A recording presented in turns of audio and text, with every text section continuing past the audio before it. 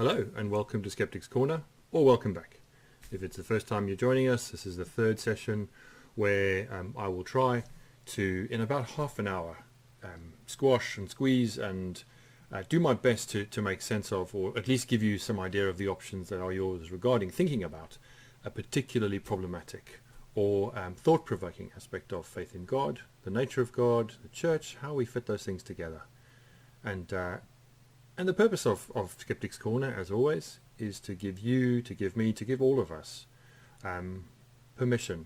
And not even to give us permission, but just to acknowledge, just to say that it's good and right to have questions, to have doubts even, to want to explore things which perhaps we will never find an answer to, but that are worth trying to fit together as part of a coherent faith or a coherent, at least, set of thoughts about how we think the world works and how relationship works and how power works, all kinds of things like that.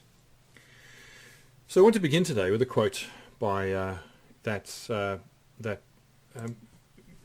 just wonderful man, David Attenborough, who in the early 2000s in an interview was asked about his ideas about God.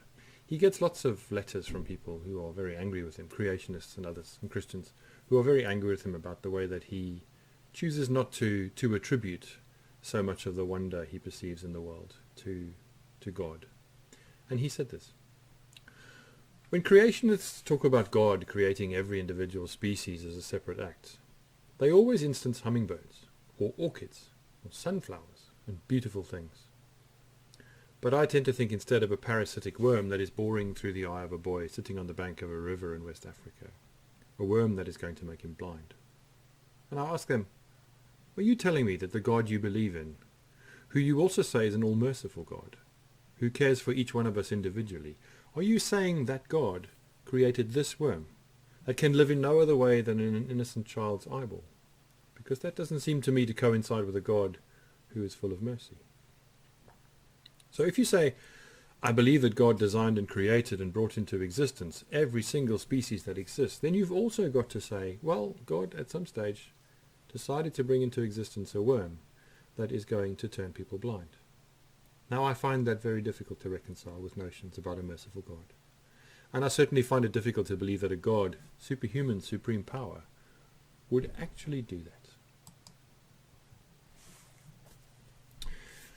So today I want to spend a little bit of time talking about the idea of God's omnipotence and the problem of suffering, because those two are very important to hold together. They create enormous questions for many people about the nature of the world and the fact of tragedy and human suffering. And for many, many people, their starting place is to ask, and their reason for dismissing organized religion or views of God as somehow benevolent and kind at the same time as all-powerful. They dismiss that and dismiss the idea because, frankly, they can't join the dots in a way that makes sense to them. Now, I'm not going to try in half an hour, or even over the length of however long we might have this conversation impersonally in any way, not going to try to join those dots, because there is, in the end of the day, there is some mystery attached to this, and there is also the fact of faith and experience and other things we've talked about that frame our way of understanding God and ourselves and our lives.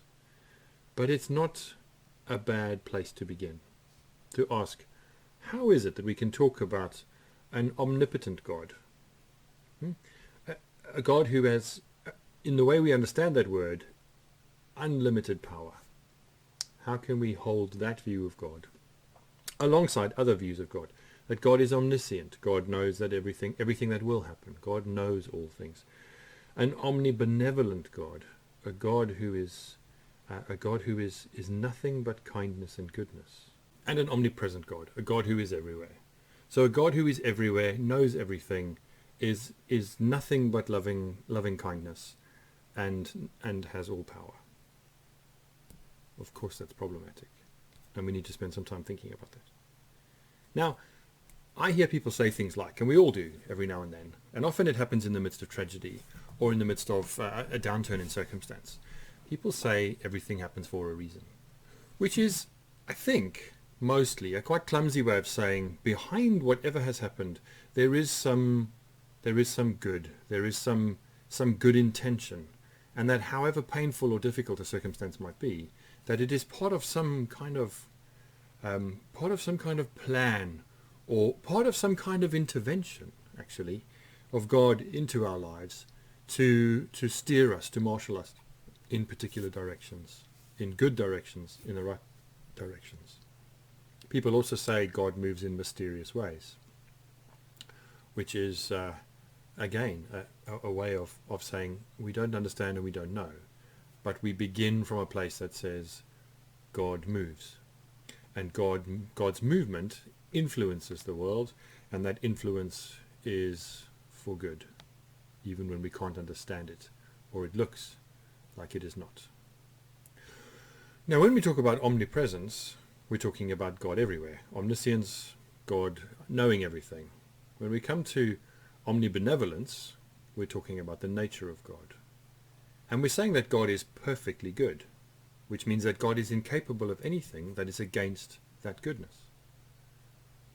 And so already questions arise about what we think is happening when we then flip over the page into omnipotence.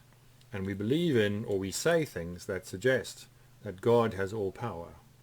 If God can do nothing that isn't good, and God is all powerful, then why is the world in the state that it's in?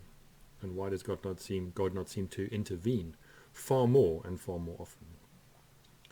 So when we talk about omnipotence, we really are immediately face up to the problem of human suffering. And not just human suffering, but suffering in every kind of form.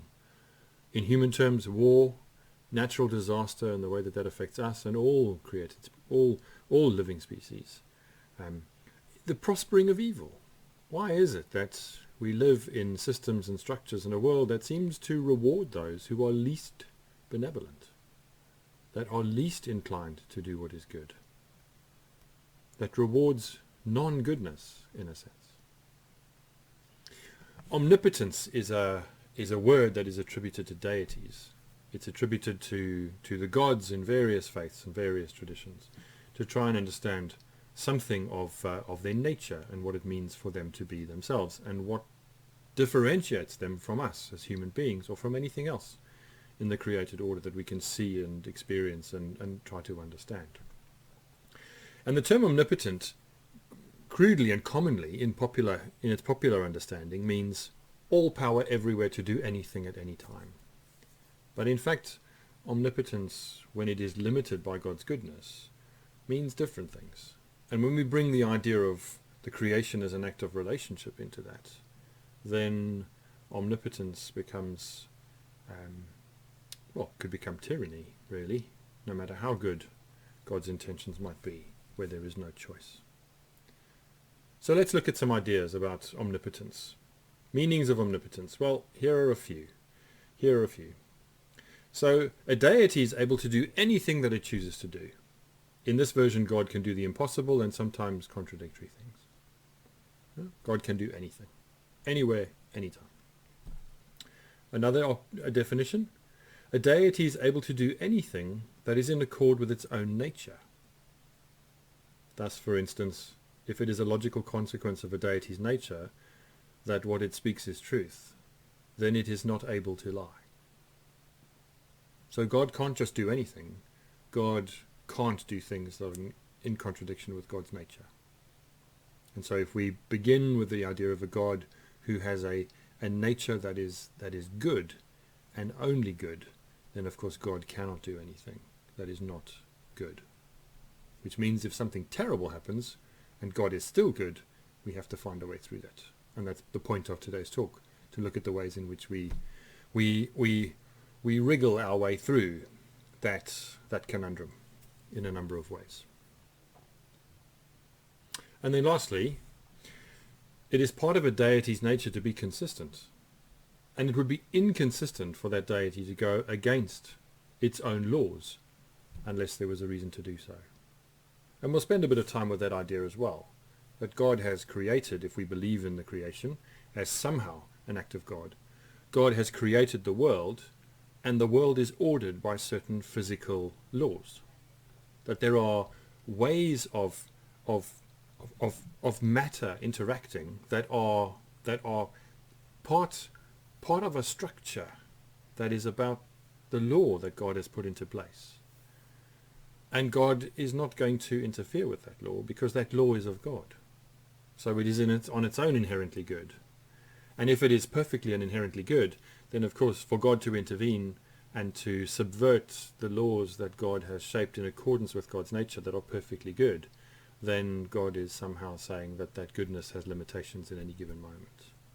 Is your head starting to hurt? Because it's quite easy for that to happen in this conversation. But it's an important one to have, because I think that most people are turned off the idea of a kind and loving God. The idea of God, full stop. Not so much because they perceive the church as a bit quirky and irrelevant, or definitely so, but because this obstacle presents itself again and again. And I've probably had more conversation over the years as a minister about the problem of suffering with those who are outside of the church than anything else. I've also probably had the least amount of conversation inside the church about the problem of human suffering, because it's not something we talk about very much, maybe because it calls into question our ideas of God, and that may not be comforting for us, in especially seasons like this, in coronavirus, where we are feeling vulnerable anyway. So, part of this conversation, like other conversations, last week's about original sin, in a sense, is shaped by, as I've said already, where you think you're starting from, or where the solid place is that you want to plant yourself. So if you come at the idea of God's omnipotence from the perspective of an understanding that God can do anything at any stage, and sometimes chooses not to, then you have to make sense of it from that point of view. You have to start from that place. If God is God and God is like this, then everything that happens has to be consistent or in line with, or at least explained as much as we can within that framework. God is always good, and God is always able to act. God is able to break the laws of nature, if that's the way you understand it. God can intervene at any stage. So if God doesn't, we need to find a way of explaining why God hasn't, rather than ask whether God couldn't. And if you begin from a place that has human experience far more powerfully at its core, then you have to ask, in light of human experience, what might we want to say about God? And if God is kind and loving and good, the limitations of God. I'm waiting for the lightning strike to come through the window, even as I say that. But it is quite logical to presume, in some directions, in some of the ways of understanding this, that God has limited. God has limited power. If God's natural goodness, God's inability to not behave, not be good, not be loving, not be benevolent, if that is something that God is limited by, then God somehow is limited in action as well. So we come to a term which has been used, keyed some hundreds of years ago, and has been used ever since, a philosophical and theological term called theodicy. Theodicy. And theodicy is really about the attempt to try and make sense together of the idea of how God and human suffering fit together, of how faith actually is reasonable and logical and sensible in the face of human suffering. And again, there are two ways of understanding that. That can have its beginnings in the need to, in a sense, defend God, what we might call apologetics, for those who want to defend God by attempting to understand and explain human suffering. And then for those who are suffering, who are listening to that message, the importance of making sure that we think about what we say in the midst of their human experience, our worst human experience, and ask whether that remains good news for us, whether that still says something about God being kind and benevolent and powerful, and where the limitations of that power might be. Or, if we're absolutely clear about the power of God, why God may have chosen in this moment or that moment to intervene or not, depending on who's telling the story and how they want to go about it. fundamentally, theodicy has as its starting place human suffering. And in the way that I've encountered that word most powerfully, and the way that I understand it, we're being asked to think about, in essentially, everything we say about God has to be good news to those who are at the receiving end of the worst going on in the world right now. Whether that be structural and systemic violence, whether that be natural disaster, whether that be whatever that might be. Whatever we say about God needs to begin its reflection in the experience of those who are having the worst time at the moment. And so you have arising within the last, well, certainly 100 years, you have arising particular forms of theology that are about human liberation and about human experience, and particularly ask about the way that God is perceived, experienced, and clung to as goodness and kindness and agency for black people, very prescient at this time. So black theology is a real thing and an important thing that is part of interpreting scripture and experience and human understandings of God through the lens of what it means to be black and experience blackness. And also not feminist only, but womanist theologies. So we use language about God all the time that is male and patriarchal, and the question is there for women, in the way that women don't just experience themselves and their bodies, but experience subjugation, and for most of human history have experienced, frankly, discrimination in all kinds of ways. How is God good news to women? And all kinds of minorities and all kinds of positions get to take their place within that. But it's a really, really important question to ask. I'll tell you a story. A long time ago in South Africa, I was sitting one evening in the church that I served. I was one of two ministers there. I was a junior associate minister. And I was sitting in our evening service, and we had a sort of testimony slot in the service. And in that testimony slot, people would stand up and would talk about things that were happening in their lives and the way that they felt God was part of them. And it's a slightly dangerous thing to do, because you never quite know what someone's going to say or how they're going to say it. Because part of what they will be doing is saying, this is who I think God is and this is what I think God did.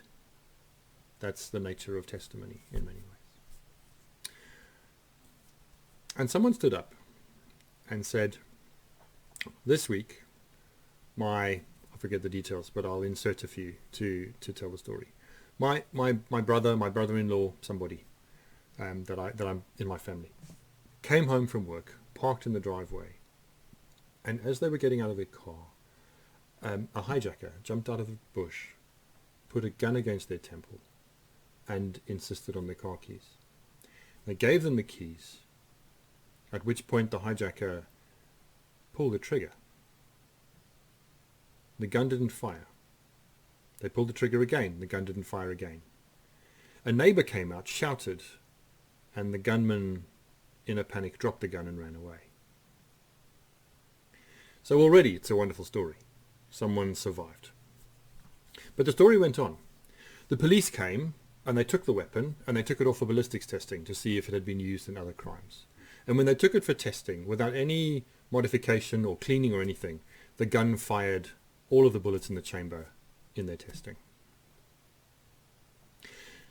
And the exact words the person used, because I remember them clearly, were, they said, I want to thank God for putting his finger between the bullet and the hammer of the gun to stop my brother from being shot last week. Now, it's an incredibly powerful testimony. 2 seats away from me were members of a family who, about 6 weeks before that, I had conducted a funeral for. And that funeral had been for a family member who had been hijacked at a traffic light late at night, and the same thing had happened. A person had run up to the window, knocked on the window with a gun, pointed the gun and said, "Get out the car." Give me the keys. The person had got out the car, hands up, looking away, doing all the things that we'd been trained to do, we'd been taught to do as part of trying to survive that moment and make sure it was as non-threatening as possible to the assailant. And while they had been simply turning and walking away, the person had shot them in the head and killed them.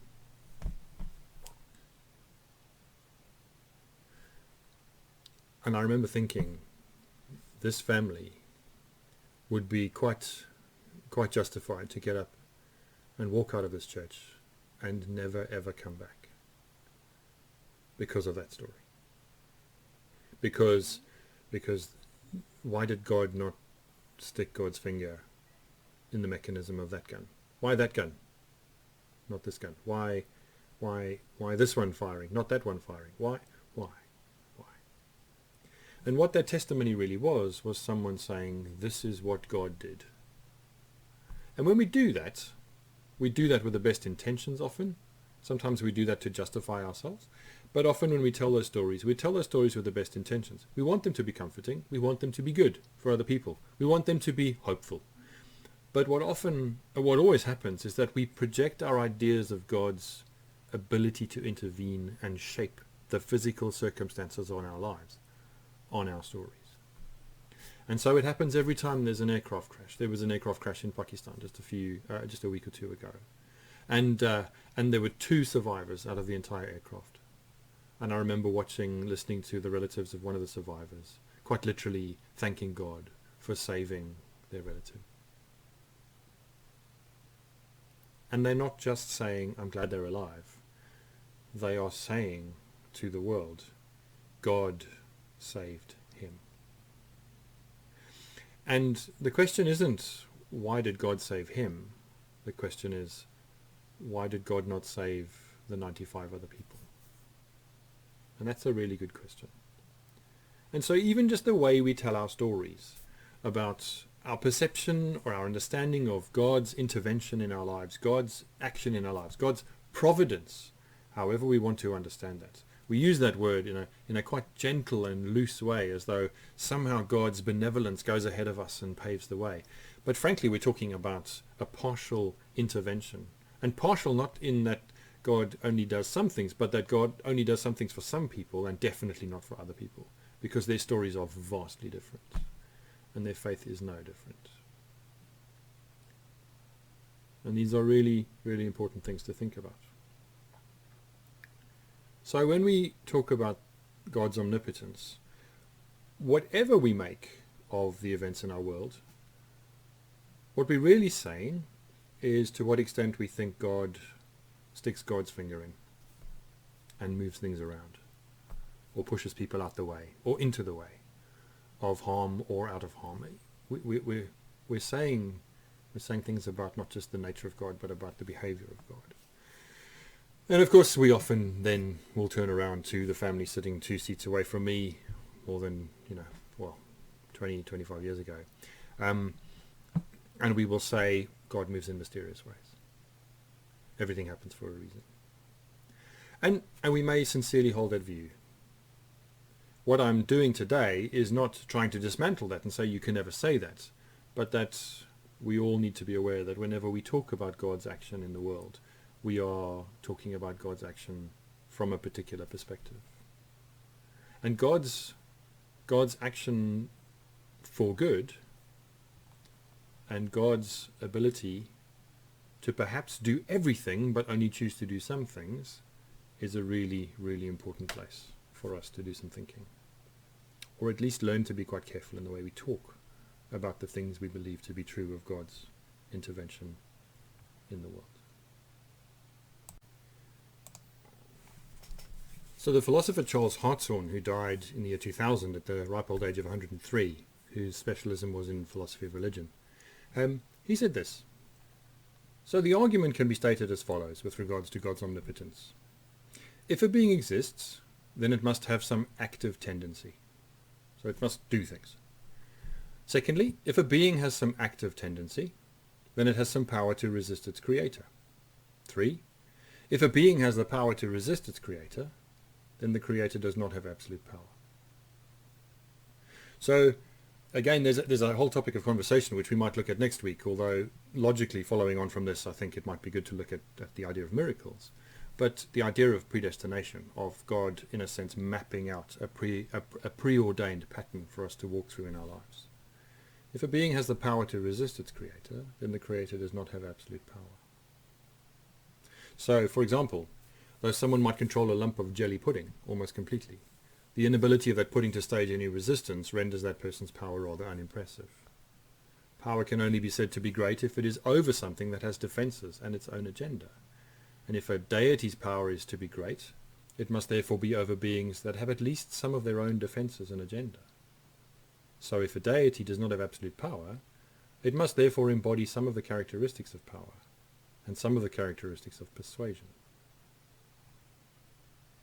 So what Charles Hartshorne is saying quite clearly is that there is a relationship at work here.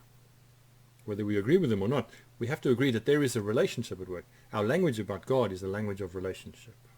That we are in relationship with God. That we are brought back into relationship with God through being saved by the blood of Jesus Christ. However we understand that, God creates the world, the universe, human beings for relationship. And that relationship has to have some freedom within it for it to be authentic. It cannot just be about blind observance or complete dominance.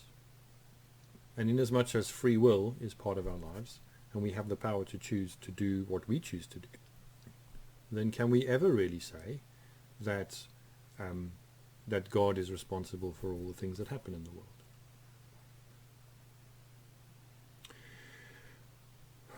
I've already talked about the idea of God being partial, and God being partial in the way that we tell our stories, as though God sometimes acts for some people and not for others, because they're of a particular set of beliefs or religious practices, or their moral purity is of a certain standard or not.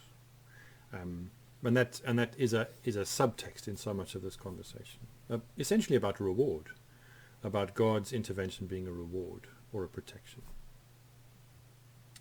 And lastly, I have talked already about the laws of nature, about physics, about those things being divine, and about God somehow intervening to overcome or subvert those laws is essentially God undermining, subverting God's own goodness because of those laws. So I don't know what you make of the idea of God's omnipotence, what you make of the idea of human suffering. I have probably been not very neutral in this. I haven't been very, or as objective as I might have been, trying to put different sides of an argument.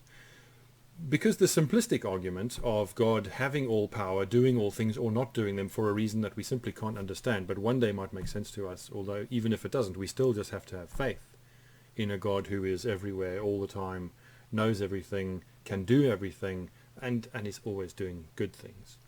That argument is a creaky argument because of the fact of doing the work of theodicy, of beginning to explain that, not from the point of view of those for whom the gun does not fire, or who are on top of the pile, or who miraculously survive, but or who pray and choose their lottery numbers and win, but those who are on the bottom, and those who are suffering, and those for whom the bullet did fire out of the gun into the temple of a loved one. And that starting place really, really matters, more than probably any other.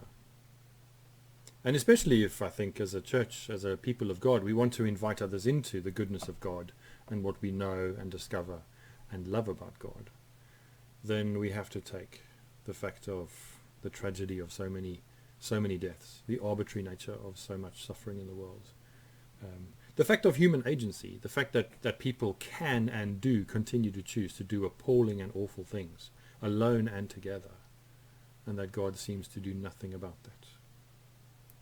And that the interpretive lens we use to understand the events of our world, that lens needs polishing and refining and perhaps replacing several times through our lives because it becomes a little simple. So at the end of this, am I essentially being a heretic? and sitting here and suggesting to you that God is not omnipotent, and that one of the things that we proclaim in all kinds of hymns and places in our faith, that it simply isn't true and we could put it aside. No, I'm not. I am asking you to think seriously, if that has been your position, about the possibility of God, at least because of the integrity of relationship, the goodness of the laws of nature, and the fact of God's benevolence not being dominating. That we at least make room for the possibility that God, as we went back to our definitions earlier, God isn't able to do anything that is outside of God's nature.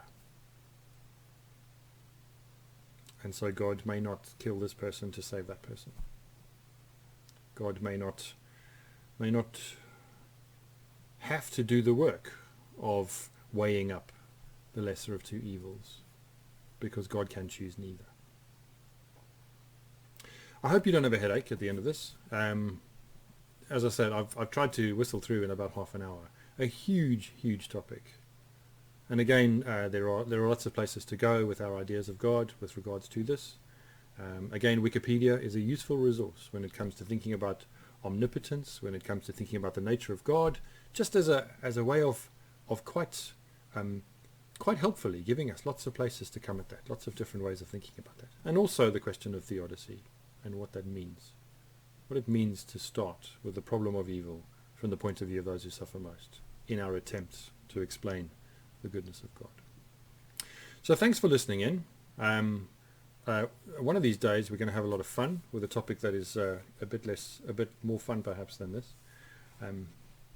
But for today, I leave you with omnipotence and the idea of that. And next week, as I said, maybe we'll think about good and evil and the reality of good and evil, not just in human beings, but the idea of that personified in the devil and demons and angels. Or maybe we'll go in the direction of talking about miracles, which are an extension to this conversation. Or tie those together in some way and talk a bit about just about ideas again that are tricky to put together. So bless you and happy thinking. And if you want to join in the conversation on Thursday evening, I will send the link out to everyone on the church's mailing list to join in if they'd like to. And if you've been on the list before, you'll get that again. And if you haven't been on the list before and you'd like to, then my contact details are at the end. And you're welcome to let me know, and I'll send you a link to join us for what's been about an hour's conversation at 7:30 on a Thursday evening, chewing over the topic for that week. Take care.